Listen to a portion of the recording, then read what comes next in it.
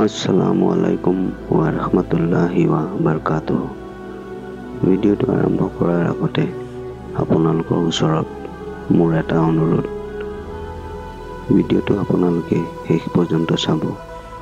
ভিডিঅ'টো ভাল লাগিলে এটা লাইক কৰি দিব, বেছিকৈ চাবৰ খাতিৰত ভিডিঅ'টো শ্বেয়াৰ কৰি দিব আৰু মোৰ চেনেল ইছলামিক চাবাক ছাবস্ক্ৰাইব কৰি দিব। মোৰ মৰমৰ মা ভনী আৰু ভাই বন্ধুসকল, আল্লাহ তাআলাই আমাক সকলোকে জমিনী আৰু আসমানী সকলোবোৰ বালা আৰু মুচিবতৰ পৰা হিফাজত কৰক, আমিন। আজি আমি ইছলাম ধৰ্মক মানি লয়, তেতিয়া তেওঁ এনে এটি সন্তান স্বীকাৰ কৰে যে আল্লাহৰ বাহিৰে আন কোনো উপাস্য বা মাবুদ নাই। যিজনে বিশ্ব সংসাৰ সৃষ্টি কৰিছে তেওঁই আল্লাহ। যেতিয়া সৃষ্টিৰ জগত বুলিবলৈ কিছুৱেই নাছিল, তেতিয়াও কেৱল তেওঁই আছিল, আৰু যেতিয়া সৃষ্টিৰ জগতৰ কোনো চিন চাপ নাথাকিব তেতিয়াও তেওঁই থাকিব। তেওঁ অদ্বিতীয়, তেওঁ সমপক্ষ কোনো নাই, তেওঁ কাৰো মুখাপেক্ষী নহয়, তেওঁ কাৰো সন্তান নহয় আৰু তেওঁৰো কোনো সন্তান নাই। তেওঁ নিৰাকাৰ নিৰঞ্জন, তেওঁৰ নিদ্ৰা বা তন্দ্ৰা নাই। তেওঁ সৃষ্টি জগতৰ একক গৰাকী, তাত কাৰো অংশ নাই।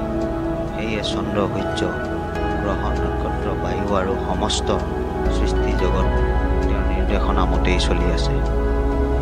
জীৱ জন্তু মানুহকে আদি কৰি সকলোকে তেওঁ সৃষ্টি কৰি আহাৰ প্ৰদান কৰি আছে। প্ৰাণীৰ জীৱনৰ আৰু মৃত্যু সম্পূৰ্ণ তেওঁ হাততেই। তেওঁ পৰম দয়ালু, দাতা আৰু ক্ষমতাশীল। মানুহক সৃষ্টি কৰি তেওঁ জীৱন যাপনৰ বিধান দান কৰিছে। সেইবাবে একমাত্ৰ তেওঁৰ আনুগত্য প্ৰদৰ্শন কৰাই মানুহৰ কৰ্তব্য। উপৰোক্ত গুণাৱলীৰ বাবে তেওঁৰ ব্যক্তিত্ব আন কোনেও উপাসনাৰ যোগ্য হ'বই নোৱাৰে। আল্লাহ ভাল নামৰ অধিকাৰী, সেইসমূহ নামেৰে তেওঁক মাতা। তিৰমিজি হাদিছৰ বৰ্ণনা মতে ইসমে জাত বা সত্তাবাচক বিশেষ্য আল্লাহ নামৰ সৈতে ইসমে সিফাত বা গুণবাচক বিশেষ্য ৯৯টি নাম পোৱা যায়। আল্লাহৰ ৯৯টি নামক যিয়ে সংৰক্ষণ কৰিব তেওঁ জান্নাত যাব। বুখাৰী শৰীফ। আজিৰ ভিডিঅ'টো ইমানতে সামৰিছোঁ। পৰৱৰ্তী সময়ত আকৌ অন্য এটি বিষয়ৰ ভিডিঅ' লৈ আপোনালোকৰ ওচৰত আহিম।